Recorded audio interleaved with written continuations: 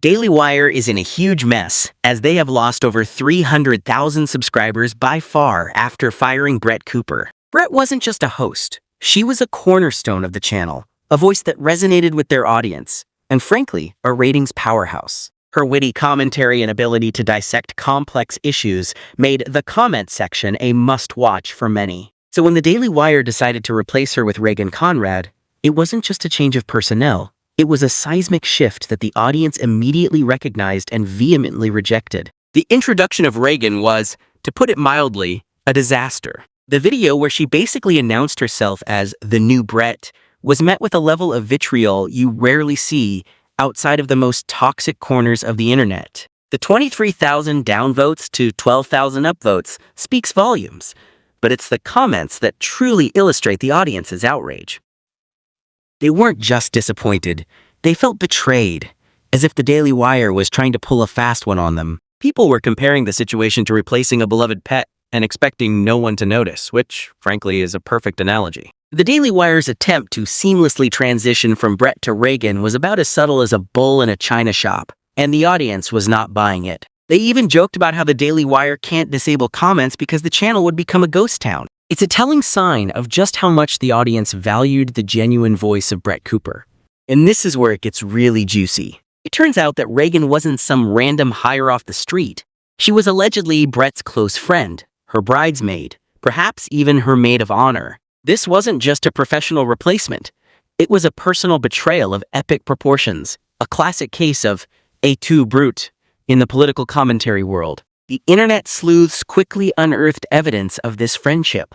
Old photos, social media posts, which only served to amplify the audience's sense of outrage. Brett unfollowing Reagan on social media was essentially the digital equivalent of a nuclear bomb, confirming the growing speculation that the situation was far more dramatic than anyone initially anticipated. It's like watching a real-life soap opera play out in the most public way possible.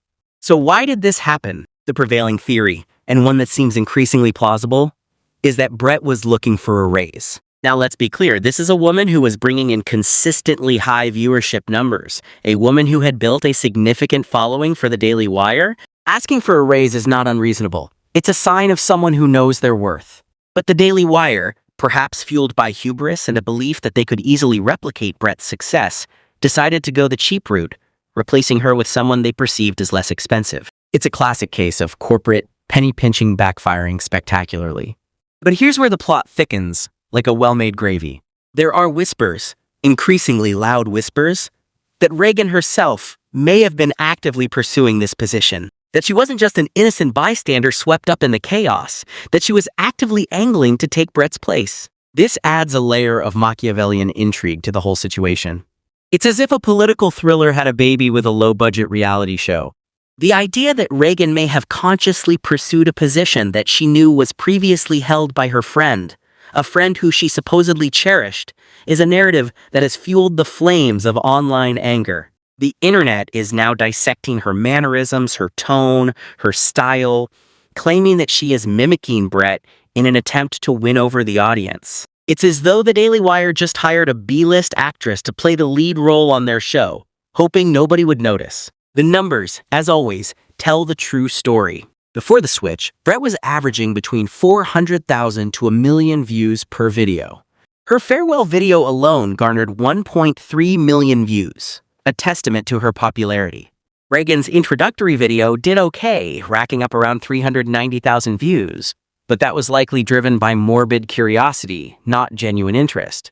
Since then, her numbers have plummeted, with recent videos struggling to break even 150,000. It's a clear indication that the audience is not engaging with Reagan in the same way they did with Brett. To make matters worse, the Daily Wire has lost 29,000 subscribers since the replacement, a massive hit for any YouTube channel. Their view count is down 50% from the last month, a staggering and frankly embarrassing statistic. The Daily Wire's decision to replace Brett has not only failed to maintain their audience, it has actively driven them away. And as if all of this wasn't dramatic enough, Brett's mom has now joined the fray, liking comments on social media that explicitly accuse Reagan of backstabbing her daughter. Yes, you read that right, the mother of the betrayed is wading into the drama. This has amplified the sense of injustice surrounding the entire situation and further solidified the narrative that the Daily Wire has handled this situation with utter incompetence and a distinct lack of empathy for the situation.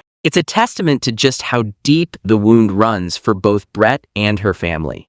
The situation is so bad that the Daily Wire is getting blasted in the comments section by viewers who are leaving scathing remarks about how poorly this was handled. The Daily Wire, in their arrogance, believed they could simply swap out a key talent and their audience wouldn't notice. They misjudged the loyalty of their viewers and the unique value that Brett brought to the table. What started as a simple replacement has turned into a full-blown crisis, a textbook example of how not to handle talent, and a cautionary tale for any media organization that thinks it can treat its audience with contempt. This isn't just about a YouTube channel.